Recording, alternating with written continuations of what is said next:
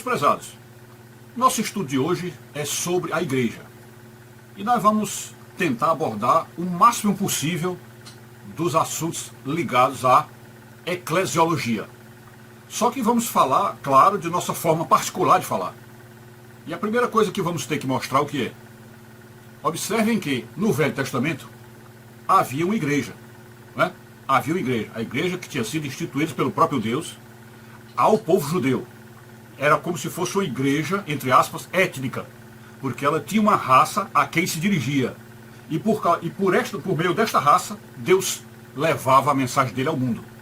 Portanto, o povo de Deus, chamado povo escolhido, foi escolhido basicamente porque para lá se a sede da igreja. E esta sede da igreja vigorou desde lá o Velho Testamento, desde o início do Velho Testamento, ou seja, desde que quando os livros do Velho Testamento foram escritos, até o final do Velho Testamento, lá no livro de Malaquias, que é o último livro do Velho Testamento. Aí, nesse período aí, vigorou a igreja do Senhor, igreja israelita, e a igreja do judaísmo, que era a religião que levava a mensagem de salvação para o mundo. E naquela igreja, daquela época, como é que a salvação era levada ao mundo? Já que o homem caiu, como está lá no livro do Gênesis, o homem caiu em Adão e Eva, e, portanto, a partir daquela queda, Deus já providenciou, ou já havia providenciado, um meio de salvação, um plano para resgatar o homem. Então, como é que isso foi planejado? Observem que já nos primeiros capítulos do Gênesis, né, aliás, os primeiros capítulos do Pentateuco, que são os 5 livros escritos por Moisés, no segundo livro, aí Deus manda, que é no livro do Êxodo, aí Deus manda, através de um profeta chamado Moisés, manda a sua lei ao mundo, chamada os 10 mandamentos. E a partir dali, então, pode-se dizer que começa a igreja já a se institucionalizar. Era uma igreja que ia levar ao mundo a mensagem que vinha de Deus, passando pelos judeus, e aí levando a lei de Deus ao mundo. Portanto, aí pode-se dizer, entre aspas, que a nação judia, os judeus, os israelitas, já era uma espécie de um sacerdote, já era, vamos dizer, um intermediário entre o pecador e Deus. Era aquela nação judaica. Pois bem, claro que naquela religião também havia espaço para o estrangeiro. Eles permitiam que o estrangeiro entrasse, que o estrangeiro se convertesse, tudo isso. Mas era tudo feito para judeus, de judeus, com judeus. Pois bem, então, a partir do momento que vem os 10 mandamentos, a igreja então se estabiliza, a igreja tem uma organização mais vamos dizer assim, que facilita melhor o entendimento da vontade de Deus, porque é justamente isso que fazem os 10 mandamentos, é mostrar ao mundo a vontade de Deus. E com aquela lei, onde quer que a igreja fosse, com aquela lei ela podia dizer, olha, Deus quer isso, Deus não quer isso, Deus quer isso, Deus não quer isso, ok? Então, a partir de então, ficou os 10 mandamentos como base, como alicerce da igreja, o Senhor Deus como sendo o único Senhor, porque até então tudo era apresentado como monoteísmo, né? Era o único Senhor, e a humanidade foi sendo levada por esta, vamos dizer assim, comunicação de Deus através daquele povo judeu. Então, talvez um segundo ou terceiro passo foi justamente o sacerdócio, através da tribo de Levi, que foi fundado. E esse sacerdócio, na época do Velho Testamento, ou seja, para a igreja primitiva, a igreja anterior ao cristianismo, o sacerdócio fazia como para a salvação? O sacerdócio tinha que usar sangue de animais, sobretudo sangue de cordeiros, de carneiros, imaculados, carneiros completamente puros, carneiros completamente virgens, bons, sem defeito, para que o sangue deles fosse aspergido no altar, e com aquilo então, com aquele sangue, chamado sangue da propiciação, ele então levava ao perdão dos pecados e, portanto, à salvação daquelas pessoas. Portanto, era uma igreja que tinha um sacerdócio e tinha um Cristo, entre aspas, que era aquele sacrifício feito com o sangue de animais para levar as pessoas à salvação, à conversão e à salvação. E naquela igreja primitiva, que eu estou chamando de primitiva, que é antes do Novo Testamento, né? Então, aquela igreja primitiva ou original, o sacerdote tinha alguns privilégios. Eles tinham alguns privilégios, né? Quais eram os privilégios? Primeiro, eles eram os organizadores da igreja. Eles eram os doutores da lei. Eles eram os que conduziam o rebanho. Eles eram os que tratavam da igreja, cuidavam da igreja, limpavam a igreja. Eles eram os que organizavam como a audiência da igreja se ficaria organizada lá dentro, né? Por exemplo, o lado de homens, o lado de mulheres. Tinham também a prerrogativa, ou seja, tinham a exclusividade da pregação no altar. E por trás deles ainda, sim, eles também tinham a missão de angariar ou recolher os dízimos e ofertas para o sustento da casa de Deus. E por último, eles tinham um privilégio todo extraordinário, que era pelo menos uma vez por ano, ou uma vez por ano, entrar na parte do fundo, na parte fechada do fundo do altar, que era o chamado Santo dos Santos, ou altar de Deus. Então, naquele Santo dos Santos, eles tinham o privilégio de entrar ali, somente uma vez por ano, e somente o sumo sacerdote. Então, veja que na igreja original, Deus já tinha dado a ela alguns privilégios, né? O privilégio de ser a levadora da mensagem, a pregadora mundial, o privilégio de adentrar o Santo dos Santos, o privilégio de fazer o sacrifício que conduz à salvação. Tudo isso eram os privilégios dados à igreja. Portanto, a rigor, podemos ver que mesmo para aquela igreja original, né, igreja judaica, já havia semelhanças bastante profundas com o cristianismo, né? Até mesmo nessa questão do privilégio dos sacerdotes, ou daquele sacerdócio, de serem a ponte de ligação entre os pecadores, o pecador que estava no mundo, e o céu celestial, o paraíso, o caminho de Deus e a pátria celestial. Então era como se ali houvesse um intermediário. Pois bem, agora saindo do Velho Testamento. Quando a gente vai para o Novo Testamento, que a palavra de Deus lá no livro de João diz que a lei e os profetas vigoraram até João Batista, e de João Batista para frente vigorou a graça e a verdade. Então ali é como se naquele ponto a igreja estivesse mostrando, olha, a partir daqui nasce uma outra igreja. Nasce uma outra igreja. Só que essa igreja ainda não tinha sido oficializada mesmo, oficialmente implantada, né? Porque simplesmente saber que a partir de João vem a graça e a verdade, está aí, o fundamento da igreja está aí. É a graça e a verdade, está aí. Mas não houve, vamos dizer assim, o batismo, né? O batismo, aquela coisa da fundação, a fundação oficial da igreja não houve. E essa fundação tinha que ocorrer por meio de quem? Por meio de quem? Do próprio Deus. Tinha que ser ele. Porque se a igreja do Velho Testamento era de Deus, tanto é que teve lá dentro dela os 10 mandamentos, que foi mandado por Deus, e que Moisés teve contato com o próprio Deus na sarça ardente, né? Deus apareceu na sarça ardente, falando com Moisés e entregou as tábuas da lei. Então, para que essa igreja nova que surge com Jesus tivesse peso, ou fosse até superior à igreja do judaísmo, do Velho Testamento, ela tinha que ser fundada oficialmente pelo próprio Deus. E foi o que aconteceu no capítulo 16 de Mateus, a gente vê, e é esse texto que é a base do nosso estudo aqui. Então, em Mateus 16, ocorre aquele famoso episódio em que Jesus pergunta aos discípulos, né? Já sabendo que estava no tempo maduro da igreja se oficializar, estava no tempo maduro de haver um registro oficial, uma fundação da igreja. Aí Jesus chega e pergunta aos discípulos: pessoal, estão falando aí do Cristo, lá fora estão falando do Cristo, do Jesus, estão falando lá dele. Eu queria que vocês dissessem o que é que estão dizendo aí desse Cristo. Aí os discípulos disseram: estão falando que tu é Elias, estão falando que tu é um profeta, estão falando que tu é não sei quem, que tu é reencarnou de não sei quem, tu é isso. Aí contou os vários erros que as pessoas do mundo estavam falando sobre Jesus, ou seja, sem conseguir identificar bem a pessoa do Cristo, né? O mundo não sabia bem quem é o Cristo, não sabia, né? Tanto é que diziam que ele é o profeta, é Elias encarnado, é não sei o quê, diziam aquelas coisas, aquelas baboseiras da ignorância do mundo. Aí ele então voltou a pergunta e voltou diretamente para os discípulos que já estavam com ele há algum tempo, né? Já conheciam a mensagem, já tinham ouvido falar alguma coisa, já não eram tão ignorantes assim do reino de Deus. Aí ele perguntou: e vocês, o que é que vocês dizem que eu sou?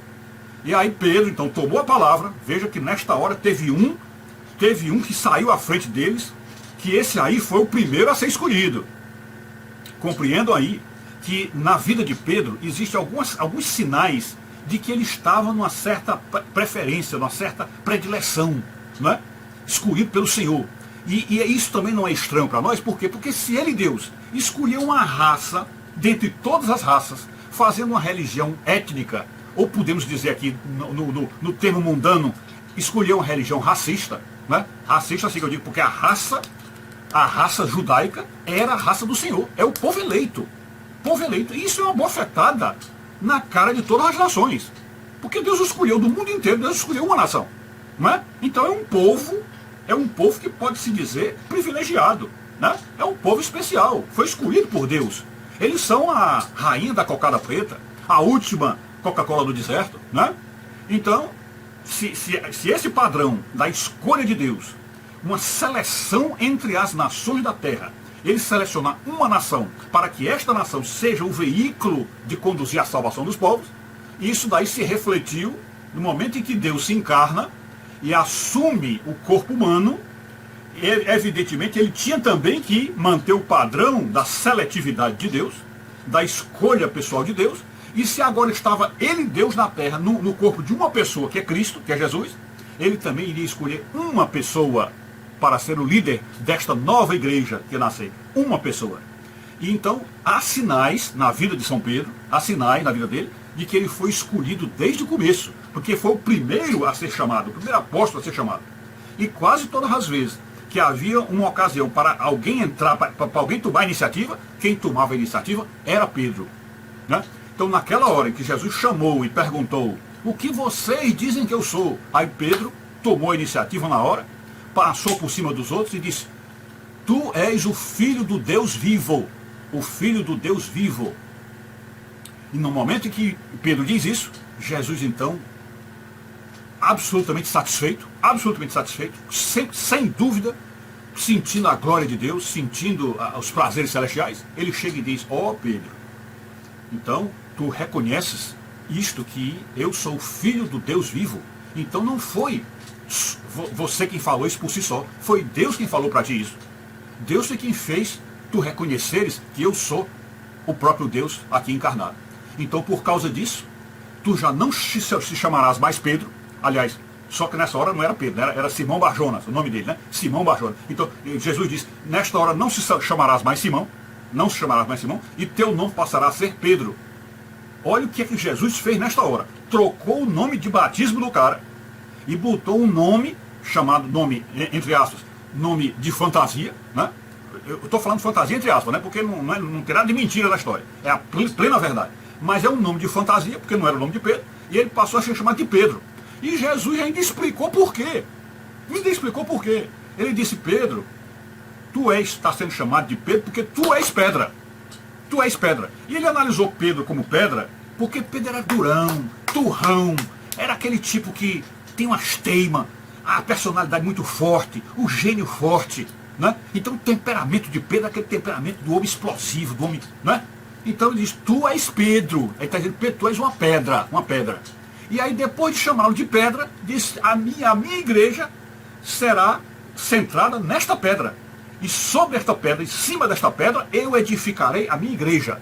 Então ele diz que a igreja dele é edificada sobre São Pedro. É claro que não é Pedro homem aí, no sentido que a igreja está em cima de Pedro, não. É aquela fé que Pedro mostrou nele, a fé que Pedro demonstrou crer em Cristo. Esta fé seria a base da igreja, esta fé. Porém, esta fé foi mostrada por quem? Quem foi que na hora da fundação da igreja expressou a fé? Quem foi? O próprio Pedro. Então, a gente vai entender aí a posição de Pedro. Eu faço aí um parênteses para explicar para vocês. A gente vai entender a posição de Pedro, por quê? Porque lá nas cartas de Paulo, acho que também no livro de Atos, o Pedro e o Tiago e o João são chamados de as colunas da igreja. Sobretudo Pedro e Tiago, chamados de as colunas da igreja. Paulo, quando vai conversar com os dois, naquela época daquela confusão entre o que Pedro queria fazer, que era botar os elementos do judaísmo dentro do cristianismo, né?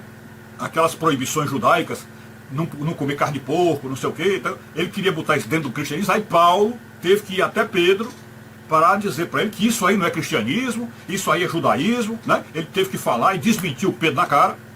E então, quando aquele momento chegou, o Paulo, que estava falando que ia até ele, disse assim: eu tive que conversar com as colunas, eu tive que ir às colunas da igreja, que as colunas eram Pedro e Tiago, né? Então, com essa história das colunas da igreja, agora vocês entendem o que é que Jesus quis dizer com Pedro ser a pedra, né? Dá para entender. A pedra fundamental, ou a pedra angular, é Jesus. Porque é a fé que Pedro falou em Cristo, aquela fé que diz: tu és o Filho do Deus vivo. Então está aí o alicerce, a pedra básica da igreja. E acima desta pedra erguem-se colunas. Essas colunas erguidas são quem? Os apóstolos, os 12 apóstolos. Porque o colégio apostólico é quem comanda a igreja.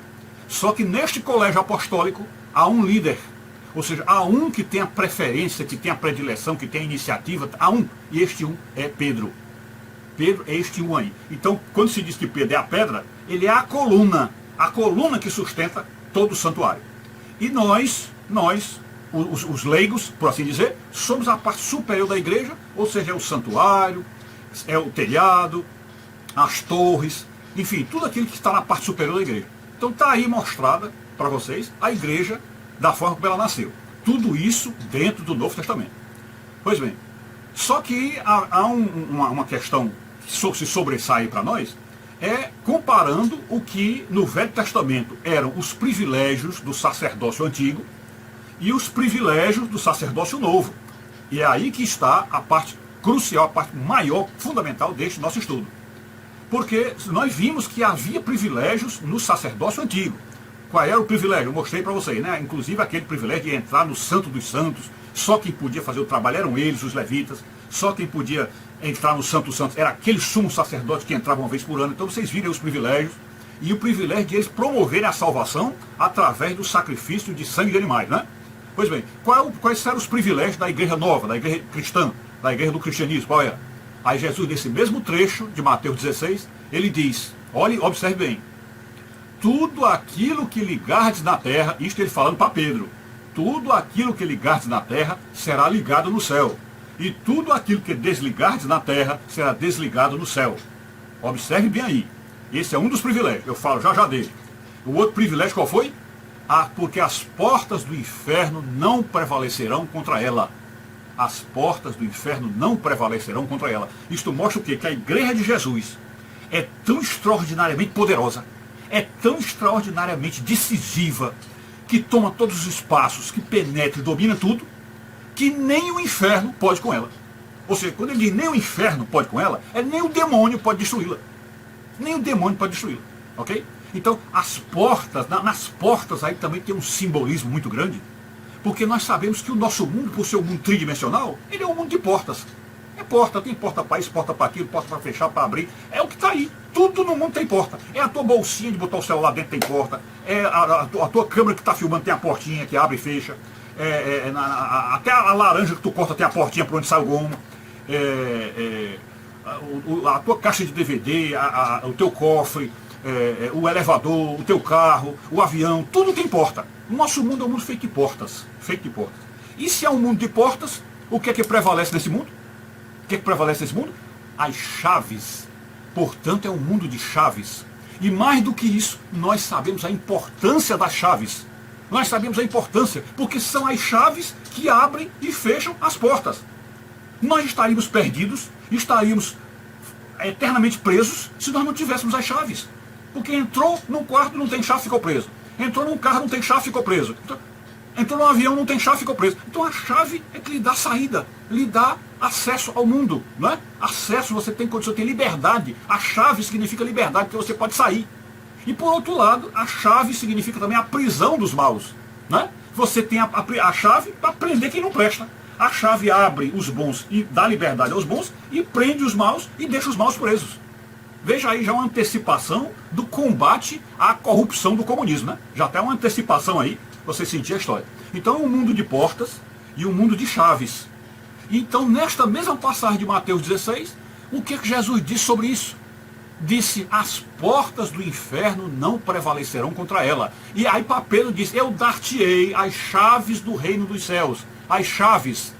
As chaves por quê? Porque com a palavra de Deus, com a mensagem da salvação, tudo seria aberto por essas chaves que foram dadas a Pedro, que foram dadas aos apóstolos. Então as chaves que foram dadas, as chaves do rei, abririam tudo, fariam tudo, entrariam em todas as portas, tirariam pessoas, prenderiam pessoas que não prestam. Então veja o tamanho do privilégio, o tamanho do poder dado à igreja.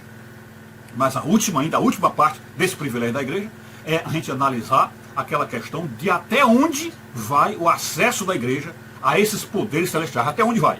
Olha, para mim, o acesso é irrestrito. Irrestrito. Portanto, o poder que foi dado à igreja, eu só não digo que é a onipotência, porque evidentemente ainda somos de carne e osso. Ainda somos de carne e osso. Toda a igreja ainda é de carne e osso. Porém, se analisarmos a nível celestial, a nível da pátria celestial, o poder que foi dado à igreja é infinito. É a própria onipotência foi dada à igreja, a própria onipotência. Por quê? Porque quando Jesus diz para Pedro o poder que ele teria, esse poder das chaves do reino dos céus, ele diz tudo, tudo. Não foi apenas assim 99%, 90%, foi assim a maioria. Não foi, foi tudo. O tudo aí é 100%, 100%. Ele diz que tudo o que ligardes na terra será ligado no céu. E tudo o que desligardes da terra será desligado do céu. Eu pergunto, tem poder maior do que esse? Tem poder maior do que esse? Quer dizer, quando você, sendo um sacerdote, sendo um pastor, sendo um líder da igreja, você sabe que tudo o que você fizer será ligado no céu, tudo que você fizer de bem, claro, né? Tudo que você fizer de bem será confirmado no céu. E tudo que você fizer de errado será desligado do céu, né? Porém, nós estamos pressupondo aí que os apóstolos, os seguidores de Jesus, os pastores, os padres, fariam bem, fariam o correto. Então, tudo que fizessem, Deus confirmaria no céu, e tudo que não fizessem, Deus desconfirmaria, né? Então, as decisões que nós tomamos para o bem, ou seja, as decisões que nós tomamos para, vamos dizer, dar o sim, Deus confirma o sim. E as decisões que nós dissermos não, Deus confirma o não. Então, isso é um poder extraordinário, é um poder infinito, é um poder arrasador, né? Então, diante de tudo isso, o que a gente vai ver é que as decisões que a igreja passou a tomar, a partir desse ponto da compreensão disso, foram poderes impressionantes, né? Claro que até a ressurreição de Cristo, até a ressurreição de Cristo ainda havia, os apóstolos ainda estavam meio duvidosos, talvez nem tivessem acreditado que tinham nas mãos tanto poder, né? Então ainda estavam meio duvidosos. Até que no capítulo 9 de Marcos, eles não conseguem expulsar um demônio que está lá, né? Com o poder que Jesus deu, eles tranquilamente podiam expulsar o demônio. E não expulsaram.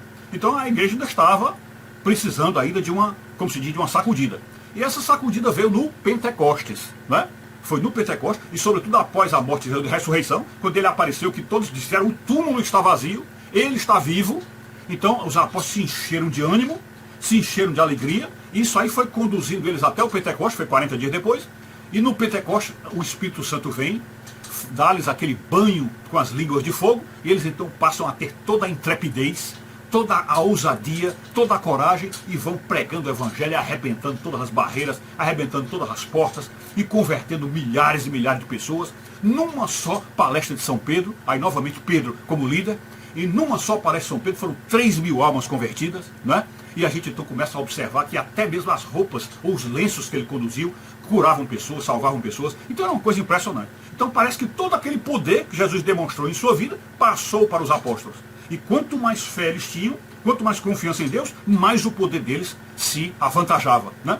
E aí foram dados os fundamentos da igreja, a igreja se organizou, já se vê a igreja organizada lá em São Paulo, na Carta aos Coríntios, Efésios, Gálatas, a gente começa a ver a igreja já se organizando, e naquele poder que Jesus deu, de que tudo que ligar na terra será ligado no céu, nesse poder estava implícito o quê? Olha, o que vocês decidirem eu endosso. O que vocês decidirem eu endosso. Então as coisas que a igreja foi determinando, isso nós estamos falando ainda antes de Constantino, observem bem, isso aí é a igreja primitiva mesmo, é a igreja do começo do cristianismo. Então para essa igreja, Deus já estava dizendo, olha, tudo que vocês fizerem aí, que vocês decidirem aí, eu endosso, eu vou e vamos dizer assim, e confirmo tudo que vocês fizerem. E a igreja foi crescendo, e Jesus confirmando tudo. Então, por exemplo, na hora que Paulo foi ter aquela conversa com Pedro e Tiago, né, que era para separar completamente o judaísmo do cristianismo, Deus foi e aprovou completamente aquilo que foi decidido. E qual foi a decisão? Pedro se convenceu pela palavra e até pelo certo tom de meio grossura da parte de Paulo, Pedro se convenceu de que realmente não era para botar coisa do judaísmo dentro do cristianismo. Sobretudo aquelas leis, chamadas leis da asepsia judaica, aquelas coisas, não havia necessidade disso, né?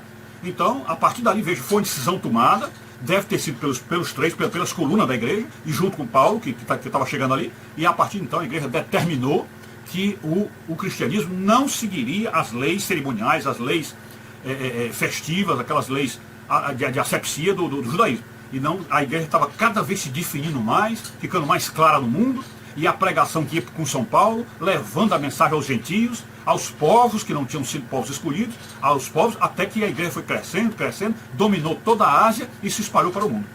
Ok? Bom, então, o corolário, ou seja, a sequência normal da igreja, já que ela ia ter que dominar o mundo, e esse era o plano de Deus, que ela dominasse o mundo, até porque tinha poder suficiente para dominar, ela tinha que chegar lá no Império Romano. Tinha que chegar no Império Romano. E o Império Romano era o quê? Era Roma. Então, evidentemente, algum apóstolo tinha que ir a Roma. Tinha que ir a Roma, né? Então, nós sabemos pela Bíblia que Paulo foi a Roma. E Paulo pregou em Roma. Nós sabemos disso. Porém, existem textos de historiadores da época que provam que Pedro também foi a Roma. Inclusive com aquela morte terrível dele, que foi a crucificação de cabeça para baixo, né? Então, a crucificação de cabeça para baixo mostra o quê? Que ele, de fato, era o líder da igreja. E ele não quis se parecer com o próprio Criador, o próprio Deus, né? Que morreu na cruz, com a cabeça para cima, pediu que a crucificação fosse feita com a cabeça para baixo. Então, quando chegou a igreja em Roma, o que é que precisou? O que é que precisava? A igreja tinha que dominar o império. Tinha que dominar o Império Romano. Porque se a igreja quisesse se espalhar mais, entrar no mundo inteiro, converter todas as almas, ela precisava estar associada ao poder. E podemos até dizer poder temporal, poder secular, poder mundano. Ela tinha que se associar a esse poder, né? E isso é uma coisa terrível para a gente ouvir hoje, porque os poderes do mundo são tão corrompidos, e nós conhecemos isso muito bem, depois do nascimento do comunismo, como o comunismo realmente corrompe as mentes, corrompe os bolsos, corrompe as finanças, corrompe tudo. Então, saber que a igreja, para poder vencer e passar por cima da carne seca e estar realmente liderando o mundo todo, ela precisava se unir a um poder do mundo, isso é uma coisa terrível para nós, né? Mas vocês hão de convir que está dentro da lógica. Como é que eu posso dominar o mundo se eu não dominar os poderes mundanos dela, né? Aliás, se eu não dominar os poderes mundanos do mundo, como é que eu poderei dominar o mundo todo e fazer com que o evangelho realmente alcance todos os corações? Então, a igreja pensou, acho que fizeram reuniões secretas, porque naquela época o Império Romano estava perseguindo a igreja, mandando matar a igreja, como o próprio episódio lá de Paulo, né? Quando Paulo saiu para aquele estado de Damasco, ele saiu para perseguir a igreja, né? E foi para matar cristãos, apedrejar cristãos, era isso que podem fazer. E era isso que o Império Romano fazia, né? Então a igreja, desde aquela época em que se registra aquele episódio lá na estrada de Damasco, até o ano 300, aquele tempo todinho foi de perseguição à igreja. A igreja vivia escondida, vivia nas cavernas, nas casas escondidas, todo mundo escondendo, alcovitando os apóstolos, sem contar que eles estão lá, porque qualquer pessoa daquela que tivesse uma casa, que tivesse apóstolo lá dentro, discípulo lá dentro, seria perseguida e morta pelos romanos, né, pelo exército romano. Então eles tinham que fazer uma igreja escondida. Então nessas reuniões escondidas da igreja, nessas reuniões feitas, vamos dizer, nos subterrâneos, aí eles resolveram dizer assim, olha, vamos ter que ir ao Império Romano e vamos ter que dominar este império. Senão a igreja não sobreviverá. Já fomos não sei quantos mortos, os apóstolos já estavam todos mortos, já tinham sido todos trucidados, a perseguição horrível, já tinha havido queimado até Israel, né? Queimado daquela loucura lá do ano 70, né? Que houve aquela guerra e tudo. Então queimaram tudo, estão perseguindo cristãos, os cristãos não têm vez, não têm voz, então nós temos que fazer um jeito de irmos até Roma e dominar o império. E aí Deus, como Deus disse que tudo que ligares na terra será ligado no céu, Deus ouviu aquilo que eles estavam dizendo e já preparou o caminho para o domínio do Império Romano. Preparou o caminho para que o Império Romano fosse dominado por eles. E qual foi o que é que Deus fez? Qual foi a providência? Levou Constantino, que era o imperador, a uma batalha, e nesta batalha, no meio da batalha, no fragor da batalha, Constantino tem uma inspiração, olha para o céu e Deus mostra um sinal do céu para ele. Se eu não me engano, acho que era uma cruz em chama, mostra aquela cruz, e há também uma mensagem do coração de Constantino dizendo, olha, se tu te dedicares ao Deus desta cruz, ao Deus que morreu na cruz, que é Jesus, se tu te dedicares, eu farei você vencer a guerra, você será o vencedor. E aí ele, percebendo isso, cai com o rosto em terra e se entrega a Cristo, e a partir dali ele vence a batalha. E quando volta da batalha, ele diz, a partir de hoje, a religião do império é a religião cristã. A partir de hoje, o cristianismo será religião oficial. Sei que nessa altura do campeonato vocês vão perguntar assim, mas será que é bom fazer uma religião ser assim, colocada para o povo de goela abaixo? Quer dizer, como que diz, obrigar o povo a ser cristão? Será que isso é bom? Claro que não é bom, gente. Claro que não é bom. A melhor maneira de você ser cristão é você querer ser cristão. É você querer a sua própria conversão. Você querer vencer seus vícios, querer a luz da salvação, querer a paz celestial. Esse é que é o espírito do evangelho. Porém, quando um rei, quando um imperador, quando um governador, um presidente obriga você a ter uma religião, sobretudo se essa religião é a correta, porque veja bem, não era um presidente, não era um governante que estava obrigando, por exemplo, você a ser macumbeiro, você a ser testemunho de Jeová. Não era isso. Era obrigando você a ser cristão, você ser um seguidor de Cristo, ser um cristão, você promover o cristianismo. Então, quando o líder do mundo, que era o caso do imperador romano, ele oficializou o cristianismo como religião de todo o império, e obrigando o povo a ser cristão, ele facilitou as coisas para a igreja. É claro que facilitou, porque agora os cristãos não eram mais perseguidos, não precisavam mais estar dentro de cavernas, não precisavam mais ter reuniões secretas, e passavam então até acesso, até ter livre acesso ao governante, aos governantes, vamos dizer, aos políticos da época, passaram a ter acesso. E a igreja então teve essa facilidade que agora eles quando iam pregar, não precisavam mais estar dizendo, olha, sai dessa religião aí. Não. Basta ensinar o caminho da salvação, pronto. Vão ensinando lá e as pessoas vão sabendo, isso é o cristianismo. Muitos chegavam e perguntavam, o que é o cristianismo? O cristianismo é isso, olha, aquele homem lá do século I, que morreu em 33, ele quando morreu, 3 dias depois, ressuscitou. Ele ressuscitou por quê? Porque ele é Deus, é o próprio Deus que veio. Então, com essa mensagem da ressurreição de Cristo, mostrando que ali foi Deus quem veio à terra e fundou a sua igreja, aí as almas foram se convertendo, e foi o período mais forte do cristianismo, com maior quantidade de salvos, com maior quantidade de pessoas convertidas, e está aí como ocorreu o nascimento da igreja. Praticamente é isso. E a igreja veio desta forma até Lutero, né? Quando eu falo veio desta forma, ela veio seguindo esse sistema da eleição de Pedro, dos papas, né, que são os seguidores dos apóstolos, o sucessor de Pedro, tudo isso. Então a igreja veio desta forma, mas evidentemente o demônio, que é o inimigo da igreja, não ficaria calado, não ficaria de braços cruzados vendo a igreja triunfar. É claro que ele não ficaria. Então o demônio começou, porque ele tem poder, ele é o líder desse mundo, é o príncipe deste mundo, né, que chegou até a prometer todos os reinos do mundo a Jesus, lá no Monte da Tentação. Então o demônio tem todo esse poder e começou a se infiltrar na igreja, né, que é facílimo haver infiltração em grandes congregações, em ambientes que tem gente demais, né. Então começou a se infiltrar e colocar as doutrinas de demônios, né, aqueles ventos de doutrina, começou a colocar e a infiltrar, e com isso aí começou a fazer certos desvios de conduta, desvio de conduta. E os desvios eram feitos mais por quem? Exatamente pelos líderes, ou seja, pelos padres, né? E também papas, que também tiveram desvios, né? Então começou a ver isso aí. E esses desvios que eram insuflados por Satanás foram, vamos dizer, entrando, se imiscuindo da igreja, e também foram crescendo. Além de entrar na igreja, foram crescendo. Até que chegou um ponto que esses desvios de Satanás, essas doutrinas falsas, ficaram tão fortes dentro da igreja, tão fortes, que a igreja chegou ao ponto de, usando aquele versículo, usando aquele pretexto lá, de que tudo que fizeres na terra será ligado do céu, ou seja, esse poder completo das chaves do reino que foram dadas a Pedro. Então, com isso na mão, a igreja chegou ao cúmulo de achar que podia vender a salvação. Vender a salvação. Então, quando chegou aquela questão das indulgências, foi o cúmulo do pecado, já, vamos dizer, entrou na igreja e já estava tomando conta de tudo. Então, quando houve esse momento, aí apareceu alguém que se levantou e não aceitou isto. Na época de São Francisco já havia problemas seríssimos na igreja, já havia corrupção, já havia uma série de coisas que fizeram São Francisco ficar revoltado. E todo mundo já sabe que a história dele, ele teve uma revolta com a igreja. Só que quando foi na hora de romper com a igreja, na hora da ruptura, ele decidiu reconhecer a autoridade do Papa. Porque, como eu disse para vocês, o Papa é indiscutível dentro da igreja. Aliás, o Papa é indiscutível na Bíblia. Você percebe que há a liderança da igreja, do líder único. Em São Pedro você percebe isso. Então, São Francisco reconheceu, deve ter estudado muito a Bíblia, para perceber que havia realmente um líder na igreja, reconheceu isso e se manteve dentro do catolicismo.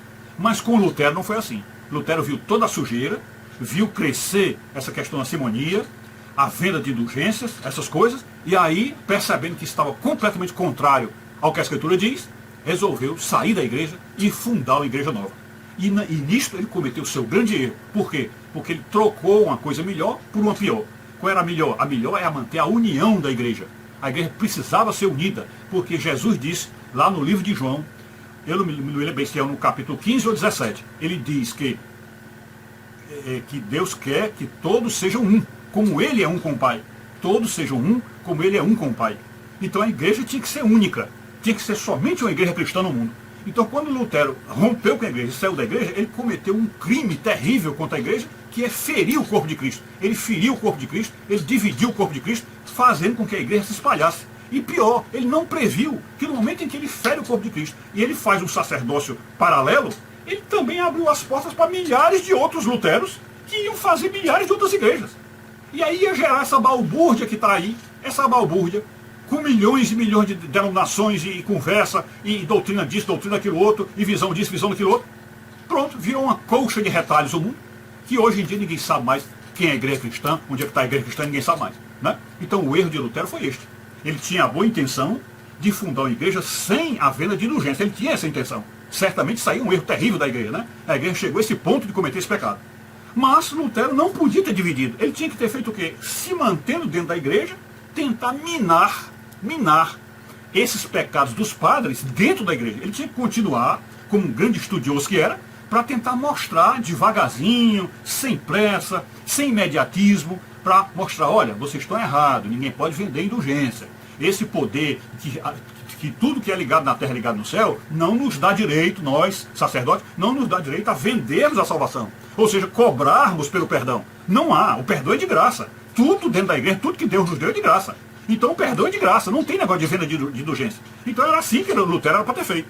Mas ele não, ele desesperou-se, talvez por ansiedade ou alguma perturbação mental, e resolveu sair com aquelas 95 teses e fundou outra igreja e nem imaginou o que poderia ocorrer depois, que foi a fundação dessas milhares de denominações que tem aí. Ok?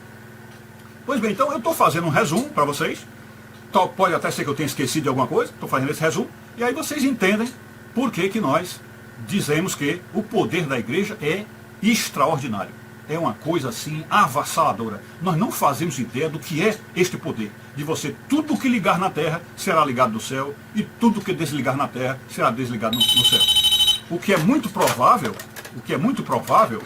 é você perceber que neste aspecto aí, de tudo que é ligado na terra é ligado no céu, e tudo que é desligado na terra é desligado no céu, está aí claramente a abertura para o sacramento da confissão. Né? Está aí a abertura para o sacramento da confissão, porque se você sabe que o sacerdote, que é o sacerdote agora da nova igreja, né, que é a igreja cristã, que realmente foi montado um sacerdócio, né? Porque no momento em que você sabe que a igreja, tudo que é ligado na terra é ligado no céu, isso aí é um sacerdócio, quer dizer, Deus colocou um intermediário entre os pecadores e o Cristo. Né? O Cristo é o Salvador, mas ele deixou um líder da igreja, ou a liderança da igreja, com esse poder de ligar na terra e desligar. Ligar na terra e ligar no céu, e desligar na terra e desligar no céu. Ele deixou esse poder. Então com isso, ele é como se ele dissesse assim, olha, eu saio da guerra, eu não estarei mais na guerra, eu vou passar a ser espiritualmente, eu vou estar com vocês no Espírito Santo, mas essas decisões práticas e pragmáticas da terra, da igreja, vocês vão tomar. Então, uma das decisões qual é? Vocês são sacerdotes. No momento que ele fundou a igreja, ele fundou um novo sacerdócio, né? Então vocês são sacerdotes. Então vocês é que vão dar o perdão às pessoas. Mas tudo de graça. Não tem nada de perdão pago, tudo de graça. Então a pessoa vai se confessar e na confissão houve o perdão do Senhor, se arrepende dos seus pecados e houve o perdão, e ali então está a salvação sendo passada às pessoas. Né? Então vocês observam que realmente estão aí os fundamentos da igreja.